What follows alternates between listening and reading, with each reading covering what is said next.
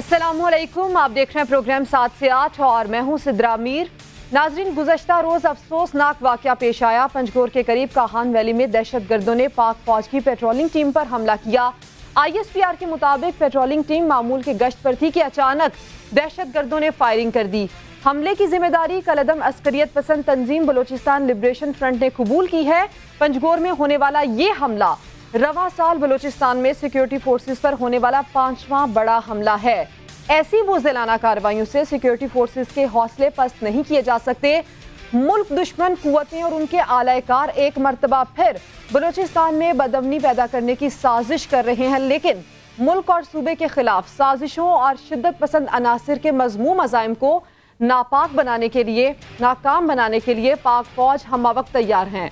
पाक फौज के अज़्म और हौसले से दुश्मन तो घबराते ही हैं, लेकिन हमारे मुल्क का बच्चा बच्चा पाक फौज की जुर्रत और बहादुरी से इतना इम्प्रेस है कि उनको अपना रोल मॉडल मानता है, उन जैसा बनना चाहता है। नाजरीन, 15 साला अली रजा वालिदैन का इकलौता बेटा कैंसर की जंग से लड़ रहा है, लेकिन पाक फौज में शामिल होना चाहता है। अज़्म देखिए इस बच्चे का, और क्यों ना हो ऐसा बुलंद हौसला आइडियल जो पाक फौज के सरबराह हैं। इस बच्चे की ख्वाहिश थी कि आर्मी चीफ से मुलाकात करे, जो कि वीडियो लिंक के जरिए पूरी हो गई। आर्मी चीफ ने अली रजा के पाक फौज में शमूलियत के जज्बे को सराहा और पाक फौज के अल-ज़रार टैंक का मॉडल इस बच्चे को तोहफे में पेश किया। टॉप स्टोरीज देखिए।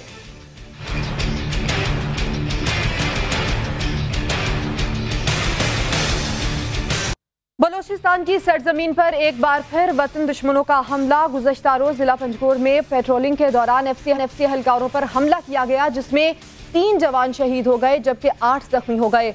और ताने बाने एक बार फिर भारत से जा मिलते हैं, जो पूरे खित्ते में जलील और रुस्वा हो रहा है मगर अपनी हरकतों से बाज नहीं आ रहा। खित्ते का थानेदार बनने का ख्वाब टूट चुका। ईरान ने चाबहार रेलवे प्रोजेक्ट से छुट्टी करा दी। चीन ने लद्दाख में धूल चटा दी। नेपाल भी आंखें दिखा रहा है। राम की जन्मभूमि का मामला हो या फिर इसके अलावा दीगर तनाज़ात, अस्करी और सिफारती महाज पर नेपाल भी मोदी जी की लंका ढा रहा है। मुतनाज़ा शहरियत कानून के बाद बांग्लादेश से दूरियां बढ़ चुकी हैं और मकबूजा कश्मीर में पहले ही लावा उबल रहा है। मोदी सरकार की मुजरिमाना गफलत से भारत आज कोरोना से सबसे ज्यादा मुतासिर ममालिक की फहरिस्त में आगे खड़ा है। ऐसे में जब कुछ सुझाई न दिया तो खिसियानी बिल्ली ने एक बार फिर साजिशों का नया जाल बुना। याद तो होगा आपको, 24 जून को इसी प्रोग्राम में हमने मोदी बुज़दिल का भांडा फोड़ा कि एक बार फिर पाकिस्तान पर मुनज़्ज़म हमलों के लिए बलोच अलहदगी पसंद अनासिर, सिंधु देश कुव्वतें और MQM लंदन की डोरियां हिलाई जा रही हैं। पाकिस्तान स्टॉक एक्सचेंज हमला हो या बलोचिस्तान में दहशतगर्दी की लहर, बदअमनी का नया सिलसिला शुरू हो चुका है। बलोचिस्तान में रवा साल अब तक 5 बड़े हमले हो चुके हैं, जबकि 10 जनवरी को कोयटा मस्जिद धमाके में DSP समेत 14 शहरियों की शहादत। 17 फरवरी को मनान चौक खुदकुश हमले में 8 अफराद शहीद हुए, जबकि 9 मई को कैच धमाके में 6 सिक्योरिटी एहलकार शहीद हुए। और ठीक 10 रोज बाद 19 मई को बोलान धमाके में FC के 6 बहादुर सपूतों ने जामे शहादत नोश किया। लेकिन सिक्योरिटी इदारों ने इस घिनौने खेल में मुलव्विस दहशतगर्दों और उनके सहूलतकारों के गिर्द शिकंजा कस लिया है। कराची में रॉकेट स्लीपर सेल का अहम रुकन पकड़ा गया है और इस मुलजिम का ताल्लुक MQM लंदन से है और इसने भारत में 14 माह तक दहशतगर्दी की ट्रेनिंग हासिल की है। साथ ही हवाला हुंडी के जरिए रॉकेट स्लीपर सेल को फंड्स फराहम करने वाले मनी एक्सचेंज के 2 मुलाजिम भी गिरफ्तार किए गए हैं। सिर्फ यही नहीं नाजरीन, अभी और भी कई नकाब उलटने वाले हैं। मुल्क दुश्मन, उनके सहूलतकार, हमदर्द, सभी का जड़ से खात्मा होगा। इस वक्त वजीर दाखिला बलोचिस्तान ज़िया लांगू साहब मेरे साथ मौजूद हैं। ब्रिगेडियर रिटायर्ड हारिस नब भी हैं, जबकि खालिद अजीम साहब भी इस मामले पर तज्जिया देंगे। ज़िया लांगू साहब, सबसे पहले तो मैं आपकी जानिब आना चाहूंगी और ये पूछूंगी आपसे कि ये रवां साल से लेकर अब तक 5वां वाकया है। इन 5 वाकयात में क्या मुमासलत पाई जा रही है? औज़ु बिल्लाहि मिनश शैतानिर रजीम, बिस्मिल्लाहिर्रहमानिर्रहीम। आपका बहुत शुक्रिया कि आपने हुकूमत बलूचिस्तान का जो मौक़िफ़ है, जो दहशतगर्दी के हवाले से पाकिस्तान के लोगों तक हमें हमारी बात सुनने का मौका दिया। सबसे पहले मैं आपको ये बात बताऊं कि जब भी मैं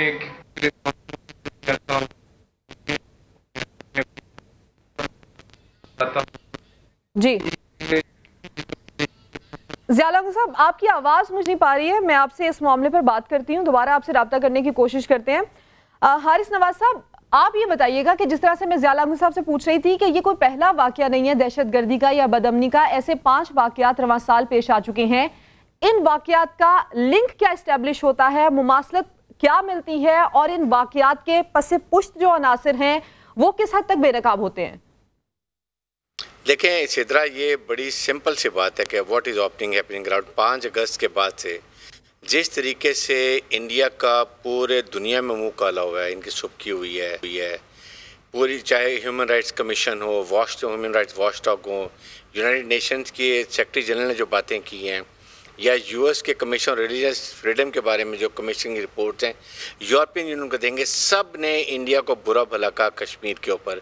जिस तरीके से उन्होंने एब्रोगेट किया 370 को, फिर 35A को, फिर लद्दाख में हुआ, फिर आप फिर लॉकडाउन जो किया हुआ है, जुल्म बर्बाद कर रहे हैं, इसको कवर अप करने के लिए आपने उनके अजीत डोभाल को सुना। ये जो 5 का टोला इसमें है, जिसपे नरेंद्र मोदी जो गुजरात का कसाई है, बहुत बड़ा एक एक्सट्रीमिस्ट हिंदू है, फिर अमित शाह है जो इनका डिफेंस मिनिस्टर है, फिर ये है राजनाथ सिंह है, अजीत डोभाल है, ये सब मिल के एक अखंड भारत का एक प्रचार लेके चल रहे हैं। उसके लिए हर बार इस्तेमाल कर रहे हैं। रॉ NDS ये नेक्सिस है, उसके साथ ये तहरीक तालिबान को भी शामिल किया है। तहरीक तालिबान ने कई दफ़ा खुद कहा कि हमें रॉ ट्रेनिंग भी देते हैं, हमें फंडिंग भी करते हैं, हमें टारगेट भी देते हैं। और गुलबचन यादव की बहुत क्लियर, उसने जब अपनी क्लिप्स पेश की उसमें कहा मुझे टास्क ये है कि बलूचिस्तान में सेपरेटिस्ट मूवमेंट को सपोर्ट करना और पाकिस्तान में दहशतगर्दी करने। India is doing a state terrorism. और ये सारे वाक़यात जो हैं, ये सारे 2+2 करें तो ये सारे अफगानिस्तान में इनके ताने बाने निकलते हैं, और वहाँ रॉ NDS के नेक्सिस का हमें कोई डाउट नहीं है।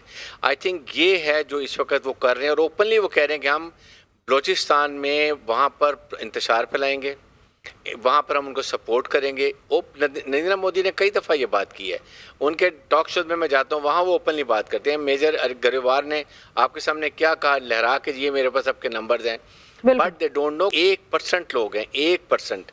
ये वो लोग हैं जो गुमराह हुए हैं, जिनको इन्होंने परचेज किया हुआ है। अदरवाइज हमारे सारे बलोची भाई, वहाँ के पश्तून, देर ऑल मुहब्बे वतन, और अभी भी निगोशिएशन कर रहे हैं। एक ऑपरेशन चल रहे हैं सिक्योरिटी फोर्सेस का, प्लस हम निगोशिएट कर रहे हैं जो 1% फाड़ों पर हैं। इंशाल्लाह ये सब ठीक हो जाएगा। हारिस नवाज साहब, खालिद अजीम साहब भी मेरे साथ मौजूद हैं। खालिद अजीम साहब, अब बलूचिस्तान में चूंकि बैरूनी ताकतों की मुदाखलत है, और ख़ास तौर पर इंडिया और अफगानिस्तान बलूचिस्तान में मुदाखलत कर रहे हैं, ये मामला हमारे सामने है। इस मुदाखलत का मुस्तकबिल करीब में कोई मुस्तकिल हल निकलता नजर आ रहा है आपको? जी देखें, हल तो यही होता है जब भी कोई आपके ऊपर इस किस्म का हमला होता है। ये हमला है पाकिस्तान की सालमियत पे, पाकिस्तान के मुख्तलिफ इलाकों के जो अवाम है उनके खिलाफ ये हमला है, और हमले का हमेशा दिफा भी किया जाता है और जवाबी हमला भी करना पड़ता है। और मेरा ख्याल है पाकिस्तान की जो लॉ इन्फोर्सिंग और इस मामले में जो तहफ़्फ़ुज़ देने वाली क़ुव्वतें हैं वो भरपूर अंदाज में इसका मुकाबला कर रही हैं। यकीनी तौर पे बाज़ औक़ात ऐसा होता है कि इंटेलिजेंस की उस वक्त तक रसाई नहीं होती कि उसको पहले काउंटर किया जाए, लेकिन हमने बहुत से वाक़यात ऐसे देखे हैं कि इनकी मनसूबाबंदियाँ पहले पकड़ी गई और पाकिस्तान ने उसको काउंटर किया। और बड़े पैमाने पे हमें कुर्बानियाँ भी देना पड़ी, और कुर्बानियाँ इसलिए देना पड़ी कि पाकिस्तान दहशतगर्दी के खिलाफ जंग को अपनी जंग समझते हुए उसका हिस्सा रहा है, और उसमें अब भी इस वक्त फ्रंट फुट पे है। जितनी कुर्बानियाँ पाकिस्तान ने दी हैं किसी और ने नहीं दी। अब मैं दूसरी तरफ जानिब बात ये करना चाहूँगा, वो ये है कि ये 2 pronged इनकी पॉलिसी हमें दिखाई देती है। ये जो दहशतगर्दी करने वाले हैं, और बिल्कुल सही बात यह है कि अब हमें कोई बहुत ज़्यादा सबूतों की ज़रूरत नहीं है। कुलभूषण यादव का जो स्टेटमेंट है उसको सामने रख लिया जाए तो किसी और बात को करने की ज़रूरत ही बाकी नहीं। तो उनका तरीक़ाकार जो है वो ये है, एक तो मैस किलिंग के मंसूबे जो है वो बनाते हैं, जिसकी ताज़ा तरीन मिसाल है हमारे सामने जो स्टॉक एक्सचेंज पे उनका हमला था, जो अल्हम्दुलिल्लाह हमारे जो बहादुर वहाँ पे मुहाफिज थे उन्होंने उसको काउंटर किया, अपनी जानों की कुर्बानी भी उन्होंने दी, लेकिन उन्होंने कोई बड़ा नुकसान वहाँ पे नहीं होने दिया। वो मैस किलिंग का मंसूबा था। दूसरा जो इनका मंसूबा होता है वो टारगेट करना होता है। उन्होंने हमारी सिक्योरिटी फोर्सेस को एम्बुश करके घात लगा के उनके ऊपर हमला करते हैं, ताकि ये उनको डिस्क्रेडिट किया जाए, ये बताया जाए कि ये तो अपनी हिफाजत नहीं कर सकते, पाकिस्तान के अवाम की हिफाजत क्या करेंगे।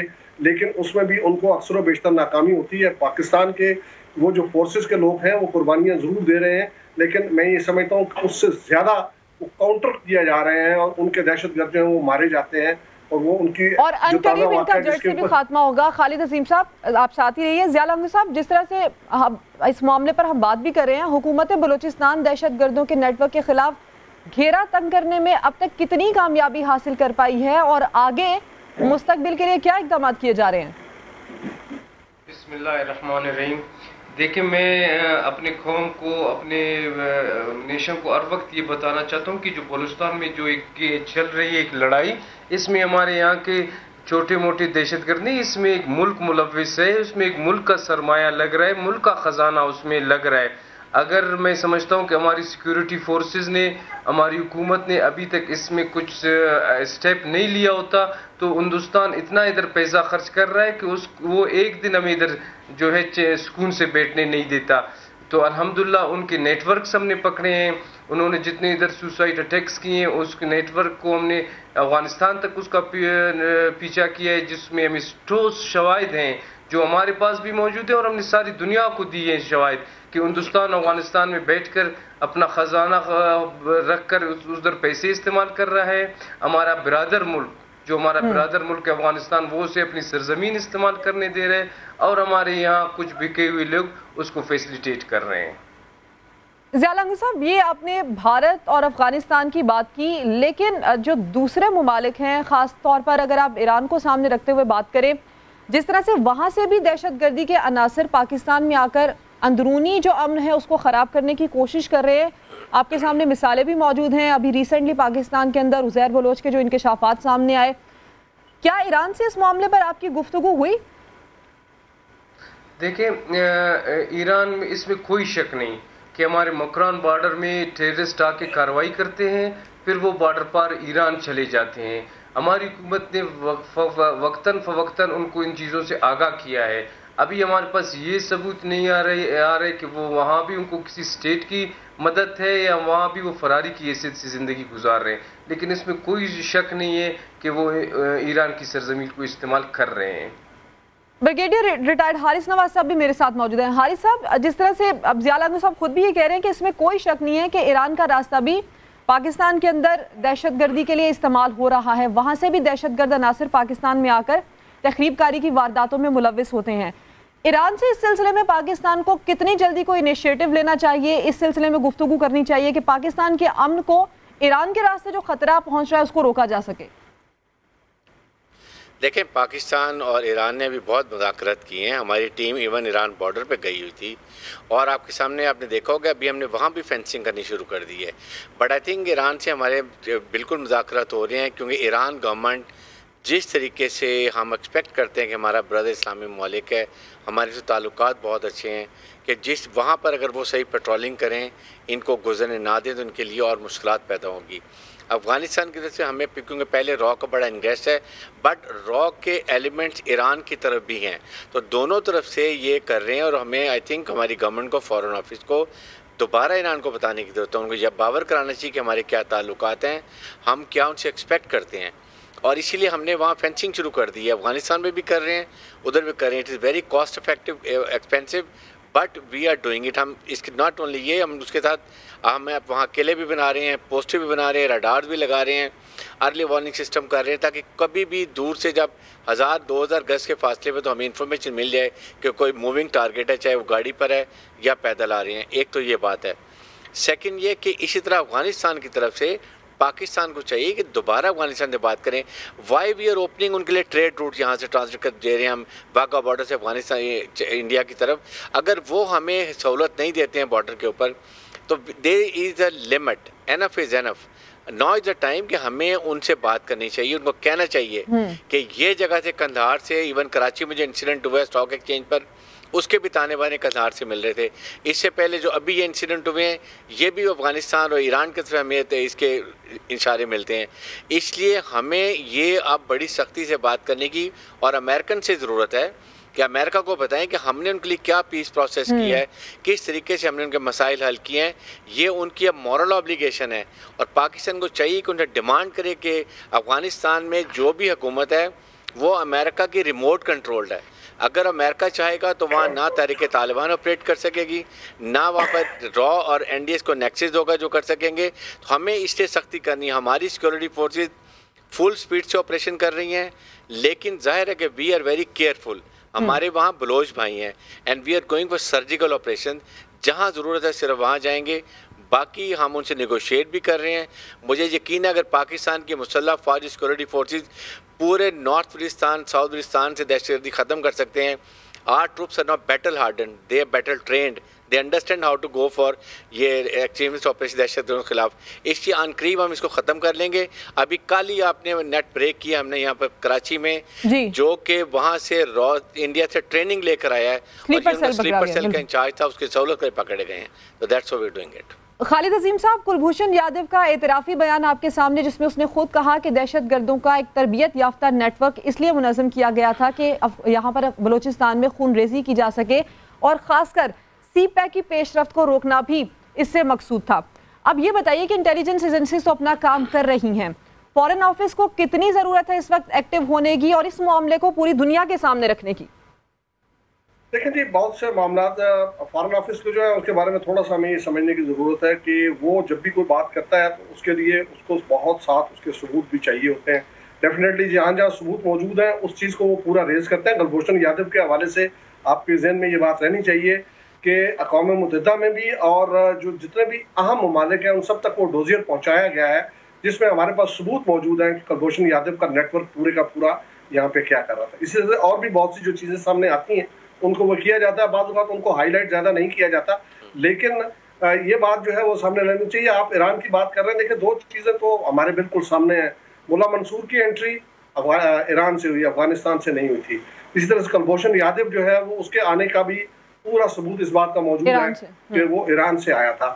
یہ ساری چیزیں ہیں، یہ ٹیک اپ ہوتی ہیں. مجھے اچھی طرح سے یاد ہے کہ جنرل راحیل شریف جس وقت چیف آف آرمی اسٹاف تھے، تو انہوں نے پاکستان کے دورے پہ آئے ہوئے جو ایرانی صدر تھے ان تک سے یہ معاملہ اٹھایا. اس کو کنسسٹنٹلی معاملے کو اٹھایا جاتا ہے، لیکن تھوڑی سی ایک نزاکت اس بات کی ہوتی ہے کہ اس کو جو ہے وہ کسی بڑی دشمنی کی بنیاد نہیں بننا چاہیے. اور یہ فارن ریلیشنز میں خاص طور پہ ہمیں بہت زیادہ احتیاط کرنے کی ضرورت پیش آتی ہے ایران کے معاملے میں. اور ہم اس کو اس کی جو غلطیاں ہیں، جہاں کہیں خامیاں آ رہی ہیں، ان کو پوائنٹ آؤٹ تو ضرور کرتے ہیں، لیکن اس کے ساتھ ساتھ تھوڑا سا اس میں احتیاط کا دامن جو ہے وہ بھی ہاتھ میں رکھنا پڑتا ہے.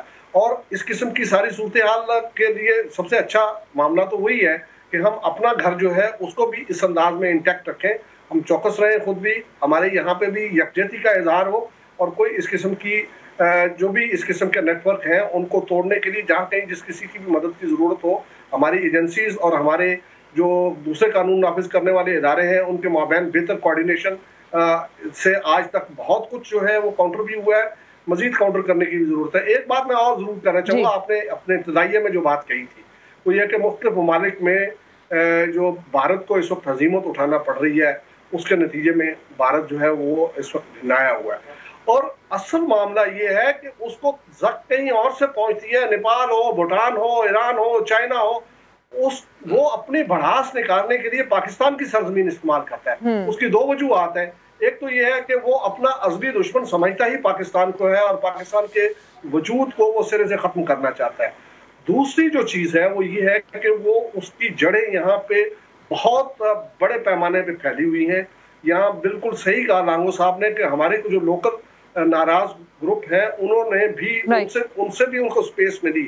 اور اگر ایم کیو ایم لندن کی ہم بات کرتے ہیں تو کون نہیں جانتا کہ وہ اعتراف کیے ہوئے ہیں ان رابطوں کا، اور ان کا جو قائد وہاں پہ بیٹھا ہوا ہے وہ کب نہیں کہتا کہ ہندوستان کے ساتھ اس کا کیا تعلق ہے. میں خالد عظیم صاحب یہ جو آپ نے ایک پوائنٹ اس میں ایڈ کیا ہے، میں ضیاء لانگو صاحب سے اسی پر بات کروں گی. ضیاء لانگو صاحب، جس طرح سے عسکریت پسند آپ کے سامنے ایک بہت بڑا چیلنج بن چکا ہے بلوچستان کے امن کے لیے، خالد عظیم صاحب بھی یہی بات کر رہے ہیں کہ ناراض گروپ جس کو بیرونی طاقتیں استعمال کر رہی ہیں اپنے مذموم مقاصد کے لیے، اس چیلنج سے نمٹنے کے لیے کیا اقدامات کیے جا رہے ہیں، یا اس ایک بڑے المیے کو ختم کرنے کے لیے بلوچستان حکومت کیا کام کر رہی ہے؟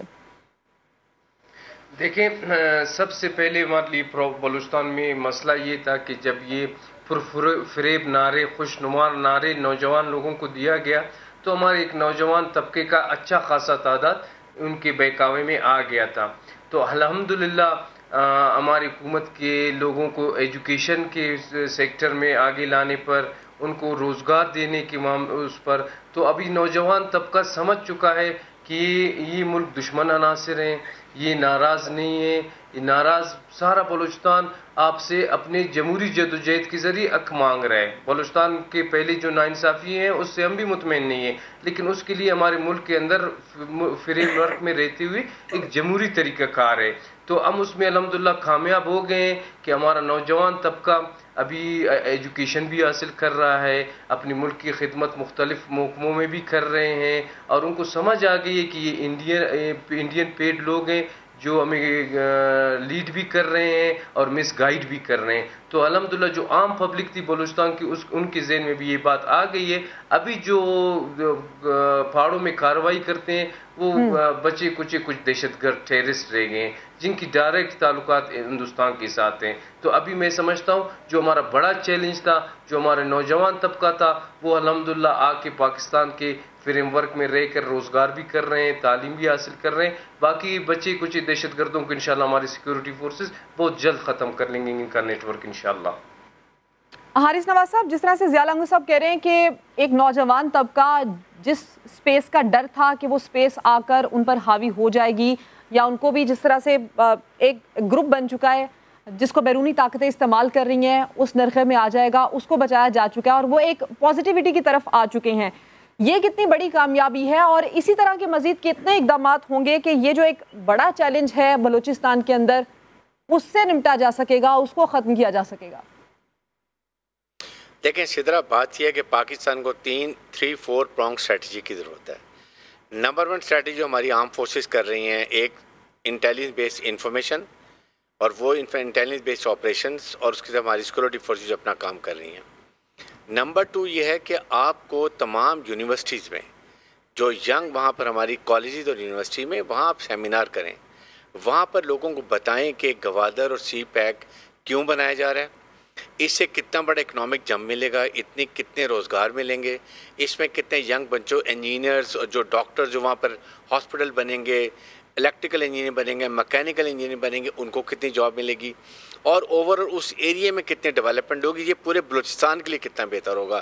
ایک ہمیں یہ بتانے کی ضرورت ہے. اور تیسرا یہ ہے کہ جو ناراض گروپ ہیں ان سے نیگوشیٹ کریں. نیگوشیشن کے لیے اچھی ٹیم ہونی چاہیے جو ان کو بتائے کہ آپ کو کون گمراہ کر رہا ہے یہ، اور پھر ان کے ڈیولپمنٹ کریں، اکنامک ڈیولپمنٹ وہاں پر کریں، تاکہ لوگوں کو جب ایجوکیشن ملتی ہے، روزگار ملتا ہے، ہاسپٹل ملتا ہے، تو وہ بچوں کے اور ان کے پیرنٹ میں خود بخود سمجھ آ جاتی ہے کہ یہ ہمارا روڈ کمیونیکیشن بہتر ہو گیا ہے، ہر لحاظ سے ان کو جاب ملے گی. تو وہ ان کے باتوں میں نہیں ہے، کیونکہ یہ سارا ایک سوشو اکنامک فیکٹر ہے.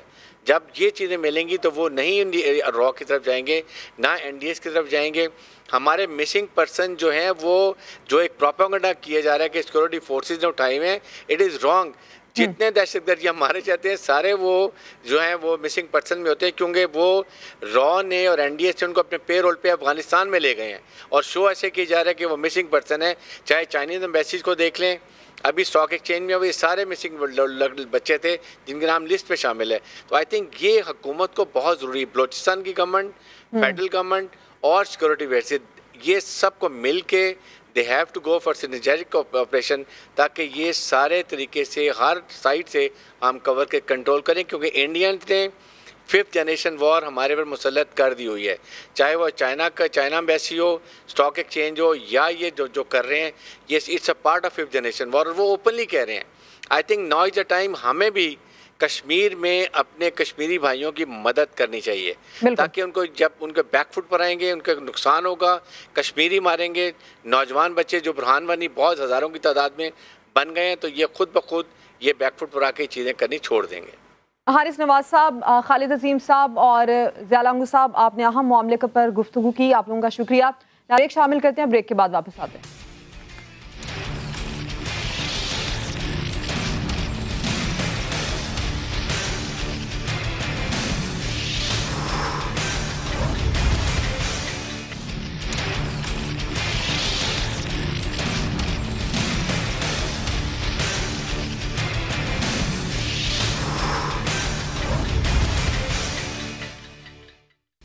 नाज़रीन, तारीखी ड्रामा सीरियल एतुरुल गाजी तुर्की में तो मकबूल था ही, मगर जब वज़ीर आज़म पाकिस्तान इमरान खान ने पाकिस्तानी कौम को ये ड्रामा सीरियल देखने का मशवरा दिया तो रमज़ान के महीने से ये सरकारी चैनल से उर्दू ज़ुबान में नशर हुआ तो पाकिस्तान में भी इसकी पसंदीदगी आसमान को पहुँच गई।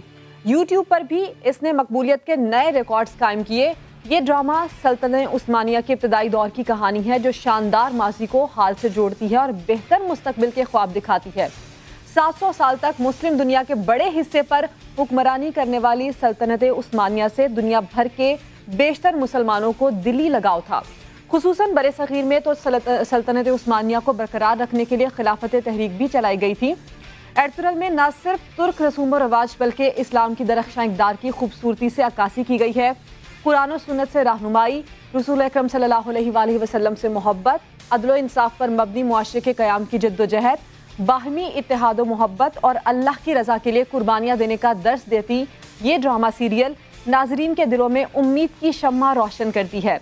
वैसे तो मजमूई तौर पर बेशतर इस्लामी ममालिक में एर्तुगरुल को पसंद किया गया, ताहम सियासी वजूहात की बुनियाद पर कुछ अरब ममालिक में इस पर नापसंदीदगी का भी इजहार किया गया।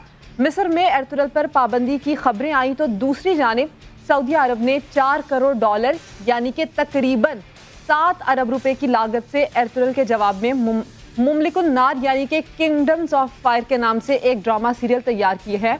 ये ड्रामा सीरियल सल्तनत उस्मानिया के सुल्तान सलीम और मुमलिकत सल्तनत के आखिरी हुक्मरान अल अशरफ तुमान बेदोम के दरमियान होने वाले मार्कों पर है और इस ड्रामा सीरियल में कोशिश की गई है कि सल्तनत उस्मानिया को मिस्र और हिजाज के मुसलमानों के लिए तारीख दौर करार दिया जाए। किंगडम्स ऑफ फायर में उस्मानी तुर्कों को सफाक, बेरहम और वहशी जैसे अलकाब दिए गए हैं। किंगडम्स ऑफ फायर को अभी तक मुस्लिम दुनिया में एर्तुगरुल जैसी मकबूलियत तो नहीं मिली, ताहम मिस्र, सऊदी अरब, मुत्तहिदा अरब अमारात और इस तरह इसे दीगर ममालिक में खासा पसंद किया जा रहा है। एर्तुगरुल के जवाब में किंगडम्स ऑफ फायर की तैयारी ने कुछ सवालात खड़े किए हैं कि पाकिस्तान में भी एर्तुगरुल के हवाले से एक फतवा ज़ेरे गर्दिश है। इसी पर बात करने के लिए आज शो में हमारे साथ मौजूद हैं मारूफ मजहबी स्कॉलर मुफ्ती ज़ुबैर साहब, इसके साथ साथ PTI रहनुमा फैसल जावेद साहब भी हमारे साथ मौजूद हैं। फैसल जावेद साहब, ये एक ड्रामा ऐसा कि जिसको ये कहा जाए इमरान खान साहब ने देखने के लिए कहा, एक विजन उन्होंने हमारे सबके सामने रखा। ये बताइएगा कि दारुल उलूम कराची का एक फतवा ज़ेरे गर्दिश है जिसमें ये कहा गया है कि ड्रामा एर्तुगरुल गाजी जो है उसको देखना पसंद नहीं किया जा रहा या उसको नहीं देखा जाना चाहिए। आपके इल्म में है ऐसा कोई फतवा जो जारी किया गया हो? नहीं, मेरे इल्म में तो नहीं है, लेकिन इसको आप ये देखें कि अनफॉर्चुनेट बात है कि किताब कल्चर खत्म होता जा रहा है। फैसल जावेद साहब, आपकी आवाज हम तक नहीं पहुंच पा रही है जी। एजुकेशन को ट्रांसफर कर सकते हैं उस नई जनरेशन तक जो कि इंटरेस्ट नहीं लेती किताब में, तो इसको एक तफरी तौर पे तारीख को समझने की जरूरत भी है कि तारीख इस्लामी दुनिया की जो एक बहुत बड़ी तारीख है वो आजकल की जनरेशन जो है उसमें किताब के थ्रू इंटरेस्ट नहीं लेती है। तो एक अच्छी मेहमत बुज़दात की एक प्रोडक्शन है, इस्लामी रवायात दिखाई गई हैं, जिस तरह से आपने भी इंट्रोडक्शन में बताया कि किस खूबसूरत अंदाज में कुरान पाक की तालीम भी दी जा रही है, सुन्नत की तालीम भी दी जा रही है, मजहब के हवाले से बताया जा रहा है और फिर मुसलमानों की तारीख को एक बहुत ही मुयस्सर अंदाज में एक हाई एंड प्रोडक्शन के थ्रू प्रेजेंट किया जा रहा है। तो इसको इधर तक ही रहना चाहिए, किसी कॉन्फ्लिक्ट में उस तरह से नहीं जाना चाहिए, क्योंकि ये बहुत इंपॉर्टेंट है कि हम अपनी इस्लामी तारीख जो है वो आने वाली नई जो नस्ल है उस तक पहुंचाएं। अब जो पॉपुलैरिटी इसको उर्दू ज़ुबान में मिली है पूरी दुनिया में, पाकिस्तान में भी और फिर इंटरनेट के थ्रू पूरी दुनिया में भी, उसकी हमें मिसाल नहीं मिलती है। पहले खुद जो इसकी प्रोडक्शन टीम है, जो इसके डिस्ट्रीब्यूटर हैं, वो कहते हैं कि टर्की में भी इस ड्रामे को वो पज़िराई नहीं मिली जो पाकिस्तान में इसको व्यूअरशिप मिली है। लोगों को पसंद आ रहा है, लोग इससे बहुत कुछ सीख पे रही हैं। उनका जो सबसे बुनियादी काम हो रहा है वो फेथ के ऊपर हो रहा है, एक फेथ के हवाले से, ईमान की ताकत के ऊपर जो है वो काफी ज्यादा लोगों के अंदर एक शऊर बेदार हो रहा है कि अल्लाह पे ईमान, फेथ और वो जज्बा जो है वो इस ड्रामे के जरिए बहुत अच्छी तरह लोगों की जहन साजी में मदद मिल रही है। फैसल साहब, सऊदी अरब भी 7 अरब रुपए की लागत से एक ड्रामा सीरियल बना रहा है क्या तुर्की और सऊदी अरब के दरमियान तारीखी सियासी इख्तिलाफात अभी सकाफती जंग में बदल चुके हैं? क्या समझते हैं आप इस हवाले से? देखिए, सिवाय पाकिस्तान के सारे ही मुल्क जो हैं तारीखी कंटेंट पे बहुत काम करते हैं। ये अनफॉर्चुनेट बात है कि पाकिस्तान में पहले किसी जमाने में काम हुआ, कासिम जलाली साहब ने काम किया, लेकिन उसके बाद हम जिस किस्म के कंटेंट पे ड्रामे बनाने लग गए, सास बहू और कुछ ऐसे इश्यूज पे जिससे हम रिलेट भी नहीं कर सकते और सिर्फ रेटिंग के लिए हमने वो ड्रामे बनाए हैं। मेरा ख्याल है पाकिस्तान को जो है संजीदा अच्छा सब्सटेंस जो है उसकी तरफ वापस आना होगा, जो एक जमाने में हमारे ड्रामे में होता था। अब हम उससे बहुत दूर निकल गए हैं। तो अब प्रोड्यूसर साहिबान इस वक्त बैठे हुए हैं और वो काम कर रहे हैं इस पे कि हम भी इस पे काम करें। सऊदीया काम करता है या टर्की काम करता है, हर मुल्क काम करता है अपनी तारीख पे, अपने ऐसी चीजों में जो कि उनकी नौजवान नस्ल की जहन साजी करें। तो हर एक को हक हासिल है। अगर सऊदी अरब भी कर रहा है तो वो भी अपने से ही ठीक कर रहे हैं। अगर टर्की कर रहा है, टर्की तो खैर बैक टू बैक कर रहा है। ईरान ने काफी काम किया अगर आप देखें, तो वो सब कर रहे हैं। पाकिस्तान को भी इस तरफ तवज्जो देनी होगी। तो किसी से बगैर किसी इख्तिलाफ के हमें अपना सब्सटेंस जो है उसको बेहतर करना होगा, उसको ठीक करना होगा। फैसल जावेद साहब हमारे साथ ही रहिए। हिस्टोरियन डॉक्टर मोइज साहब भी हमें ज्वाइन कर चुके हैं। डॉक्टर मोइज साहब, क्या एर्तुगरुल गाजी तमाम मुसलमानों को शानदार माजी की बहाली का ख्वाब दिखाता है या तुर्कों से मरूब करने और उनकी बालादस्ती को कबूल करने का सबब बन रहा है? किस पॉइंट को आप समझते हैं कि ज्यादा वैलिड है?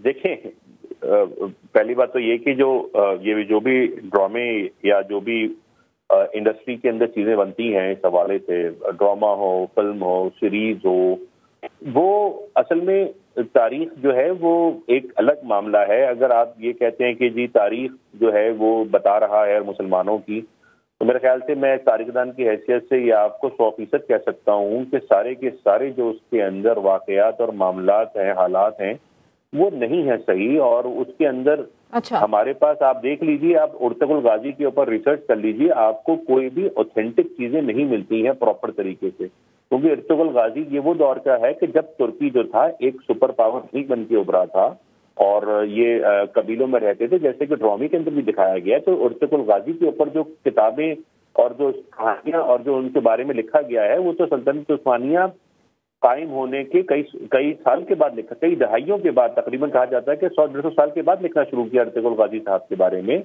जो कि यकीनन उनका एक बड़ा अहम किरदार है। अब इसके अंदर देखें दो बातें होती हैं। एक तो एक आदमी है कि जो भी किसी भी मुल्क का वो एक बड़ा अहम और जरूरी आदमी है जो उनकी तारीख के हवाले से है, और वो जाहिर है किसी न किसी मजहब से भी वो अपना क्या नाम है लिंक रखता है। तो जाहिर है एर्तुगरुल गाजी के बारे हवाले से जब इस खत्ते के अंदर जब हम बात करते हैं, इस खत्ते के अंदर जो है वो इस्लाम फैल चुका था। और अब देखें, इस्लाम के कल्चर की भी एक बात मैं आपको बताऊं, कल्चर को भी हम समझते हैं कि इस्लाम का कल्चर पूरी दुनिया के अंदर एक है, ऐसे नहीं है। इस्लाम में जैसे मैं आपको बताऊं कि बकरे का गोश्त हलाल है और दुम्बे का गोश्त और मुर्गी का गोश्त हलाल है, लेकिन इस्लाम आपको ये नहीं बताता कि इसको पकाने का तरीका क्या है, इसको ज़िबा करने का तरीका बताता है, गोश्त को तरीका बताता है। लोग अपने अपने तरीके से मसाले से बनाते हैं, तो कल्चर वहाँ का अलग हो जाता है। तुर्की के अंदर बकरा किसी और तरीके से पकता है, कराची में अलग तरीके से, और हिंदुस्तान के किसी इलाके में किसी और तरीके से, अमेरिका में किसी और तरीके से, लेकिन हलाल। तो कल्चर को हमने ऐसा कर दिया कि इस्लामिक कल्चर हमारा ये जरूर है कि हम उसको ज़िबा करके खाते हैं। हम ईद मनाते हैं, ईद मनाना इस्लाम का एक त्यौहार है। अब ये नहीं बताया गया कि ईद में कपड़े कौन से पहनने हैं। अब हर मुल्क हर अपने सकाफत और तारीख के एतबार से कपड़े बनाता है। तो हम इसको एक्चुअली हम मिला देते हैं कि एर्तुगरुल गाजी एक इस्लाम की तारीख है। देखिए, इस्लाम की तारीख तो एक बहुत, मुसलमानों की तारीख एक बहुत तवील सिलसिला है, और उसके अंदर मुसलमान दुनिया में जहां जहां गए उस हिसाब से वो खित्ते के जो लोकल सकाफती मामलात थे वो भी उसके अंदर जम हो गए हैं। मसलन मैं आपको बताऊं कि चाइनीज मुसलमान जो हैं वो अलग किस्म के कपड़े पहनते हैं और अलग किस्म के खाने खाते हैं। वो अलग बात है कि वो ज़बीहा ही खाते हैं और वो वही जानवर खाते हैं कि जो अल्लाह ताला ने हलाल करार दी हैं, वरना उसके अलावा हमें इजाजत नहीं है खाने की। मगर हमारा कल्चर, उन जापानी मुसलमानों का कल्चर, चाइनीज मुसलमानों का कल्चर, तुर्की मुसलमानों का कल्चर जमीन आसमान का फर्क है, और तारीख का फर्क है, ज़बानों का फर्क है, रवैयों का फर्क है। मोइज साहब, आप साथ ही रहिए। मुफ्ती जुबैर साहब ने भी हमें ज्वाइन किया है। मुफ्ती जुबैर साहब, दारुल उलूम कराची का एक फतवा ज़ेरे गर्दिश है इस ड्रामे के हवाले से, जिसमें यह कहा गया है कि ड्रामा एर्तुगरुल गाजी देखना नामुनासिब है। क्या ये दुरुस्त है? ऐसा कोई फतवा है? बिस्मिल्लाहिर्रहमानिर्रहीम नहमदुहु व नुसल्ली अला रसूलिल करीम, अम्मा बाद। सबसे पहले तो मैं अपनी तहकीक और मालूमात के मुताबिक ये बात बताना चाहता हूँ कि कल समा पर भी और दीगर सोशल मीडिया के मुख्तलिफ ज़राए पर भी दारुल उलूम कराची के नाम से ये फतवा ज़ेरे गर्दिश है और ये चल रहा है। लेकिन मैं इसके बारे में ये वजाहत कर दूं, अपनी मालूमात और तहकीक के मुताबिक ये फतवा एर्तुगरुल गाजी से मुताल्लिक नहीं है, ये किसी और से मुताल्लिक था और गालिबन वो ऐसे ड्रामे पर जारी हुआ था जिसमें अंबिया कराम अलैहिस्सलाम की तशबीहात वगैरह दिखाने का मामला या सहाबे कराम और मुक़द्दस शख्सियात और हस्तियों को दिखाए जाने का मामला ज़ेरे बहस। ये फतवा एर्तुगरुल गाजी से मुताल्लिक नहीं है और इस वक्त दारुल उलूम कराची के दारुल इफ्ता यानी फतवा सेंटर में एर्तुगरुल गाजी से मुताल्लिक सवालात आए हुए हैं, मगर अभी तक वहां से एर्तुगरुल से मुताल्लिक कोई फतवा जारी नहीं हुआ। सही, आप ये कह रहे हैं कि इस किस्म का कोई फतवा जारी नहीं हुआ। मुफ्ती साहब, जिस तरह से मुताल्लिक ये फतवा नहीं है, इस ड्रामे से मुताल्लिक ये फतवा नहीं है। सही। फैसल जावेद साहब, आप ये बताइएगा कि जिस तरह से आप इस ड्रामे के हवाले से बता रहे थे कि ये एक तारीखी पस मंज़र है, लेकिन डॉक्टर मोई साहब ये फरमा रहे हैं कि यहाँ पर कल्चरल डिफरेंस आ जाता है कि पाकिस्तान का कल्चर एक अलग तरीके से है, चाइना का कल्चर अलग तरीके से है, इस तरह से टर्किश कल्चर भी एक अलग तरीके से है। क्या आप इस चीज़ को दुरुस्त मानते हैं कि सरासर ये ड्रामा इस्लाम की तारीख की अक्कासी नहीं करता, यहाँ पर टर्किश कल्चर का डिफरेंस भी इस ड्रामे के अंदर शामिल हो जाता है? देखिए, पहली चीज़ तो यह है जो उन्होंने कहा कि काफ़ी अरसे के बाद लिखा गया और मुख्तलिफ और भी चीज़ें लिखी गई एर्तुगरुल के बारे में। ये तो ड्रामे ने खुद भी इसकी वजाहत की है कि बहुत वाक़यात इसमें जो हैं वो फिक्शन भी हैं, और जब भी आप तारीख बताते हैं तो आप सारी की सारी चीज़ उसमें जो सीन्स आ रहे हैं या वाक़यात आ रहे हैं तो वो कनेक्टिंग होते हैं अगर आप डायरेक्शन के प्रोडक्शन के पॉइंट ऑफ व्यू से देखें। लेकिन ओवरऑल जो स्ट्रक्चर होता है तारीख का वो वही रहता है जो होता है। और बुनियादी तौर पे जहाँ कल्चर की बात की है उन्होंने, तो कल्चर तो यकीनी तौर पे मुसलमानों का कल्चर तो इसमें दिखाया गया है और मुसलमानों ही के कल्चर को अडॉप्ट किया गया है। मसलन जिस तरह से इसमें फैमिली का एक सिस्टम दिखाया गया है।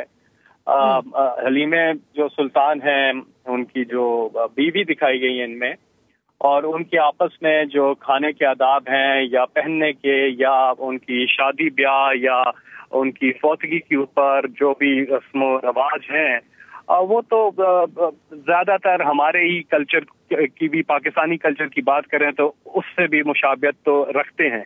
थोड़ा बहुत बीच में अगर आप डिटेल में जाएंगे तो थोड़े बहुत आपको जरूर मिलेंगे इख्तिलाफात, लेकिन बुनियादी तौर पर स्ट्रक्चर को हम देखें और फॉर्मेट को देखें तो वो ठीक लगता है। और उसके थ्रू ये ड्रामा तुर्की ने बनाया, इसके जवाब में सऊदी अरब एक ड्रामा सीरियल बनाने जा रहा है। क्या पहले से मुंतशिर मुस्लिम उम्मत इस सकाफती महाजराई से मजीद मुंतशिर नहीं होने जा रही? देखिए, ये तो मैं पहले भी कह चुका हूँ कि तमाम मुल्क अपने अपने चीज पे काम करते हैं, अपनी अपनी तारीख पे काम करते हैं, अपने एक मीडिया को, फिल्म को, टीवी को इस्तेमाल करते हैं अपने अपने मकासद के लिए, सिवाय पाकिस्तान के। पाकिस्तान नहीं कर रहा। पाकिस्तान को करना चाहिए अपनी तारीख पे, अपनी इस्लामी तारीख पे काम करना चाहिए। हम इस पर दूसरों पे एतराज करने के बजाय अपना अगर काम शुरू कर दें तो वो ज्यादा बेहतर है। बाकी हर मुल्क ने काम किया है, मैं पहले भी इजिप्ट में भी काम किया है और ईरान ने काफी काम किया है, टर्की भी कर रहा है, सऊदीया भी आप बता रहे हैं कि कर रहा है, कुछ ड्रामा लेके आ रहे हैं। तो वो तो एक अलग चीज है, व्यूअर की चॉइस है, जिस चीज को देखना चाहते हैं देखेंगे, जिस चीज को नहीं देखना चाहते हैं। इससे पहले भी टर्की के बहुत से ड्रामे पाकिस्तान में आए हैं, लोगों ने नहीं देखे हैं, लेकिन एर्तुगरुल जब से देख नहीं तो पसंदीदगी की बात है ना कि व्यूअर को क्या चीज जो है वो पसंद कर अच्छी लग रही है वो देखेगा। लेकिन बुनियादी चीज हमने ये देखनी है कि क्या इससे कोई पॉजिटिव इम्पैक्ट आ रहा है। तो मैं कहूँगा यस, इसमें जो एक बुनियादी चीज है, जो फेथ है ना, जो फेथ, स्ट्रॉन्ग फेथ जो दिखाया गया है, ईमान की एक कुव्वत दिखाई गई है, मैं समझता हूँ वो एक फिनोमिनल चीज और एक बहुत अच्छी प्रोडक्शन टेक्निक इसमें इस्तेमाल की गई है जो कि इसको बहुत रिच कर देती है ऐद हाजिर के हवाले से कि इस दौर में आप क्या वो हमारे जो रिपीट होते हैं ड्रामे जो कासिम जलाली साहब का मैं जिक्र कर रहा था, लबैक है, आखिरी चट्टान है, लेकिन उन्हें भी हमें शायद रीडू करना पड़ेगा क्योंकि जमाना बदल गया है, टूल्स बदल गए हैं। आप अपील तभी करते ऑडियंस को जब ओवरऑल आपका पैकेज जो है वो एंटरटेनिंग हो, बेहतर हो, ठीक हो, अपील करे। तो हमें उस पर ज्यादा फोकस करना चाहिए कि हम अपने बिल्कुल फैसल साहब ज्यादा स्ट्रॉन्ग करें। डॉक्टर मोइज साहब मेरे साथ मौजूद है। मोइज साहब, एर्तुगरुल गाजी इस ड्रामा सीरियल को हम क्या कह सकते हैं? इस्लामी ड्रामा, तारीखी ड्रामा, या सिर्फ ये एक टर्किश ड्रामा है?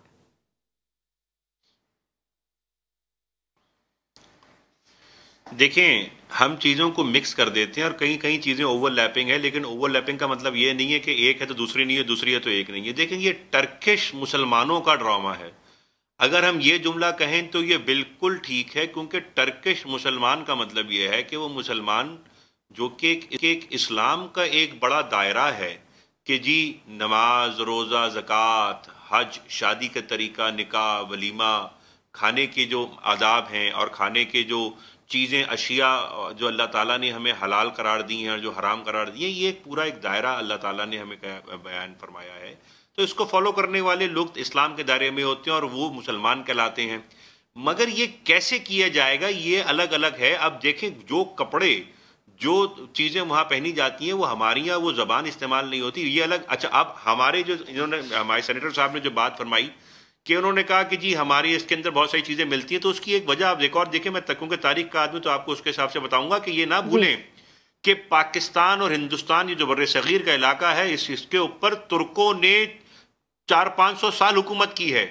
महमूद गजनवी जो आया था वो भी तुर्क था, मोहम्मद गौरी जब आया था वो भी तुर्क था, उसके बाद कुतुबुद्दीन ऐबक, अल्तमश, बलबन, ये सब तुर्क थे और इन तुर्कों ने यहाँ पे हुकूमत की और इसके बाद जो आए हैं वो भी तुर्क रहे।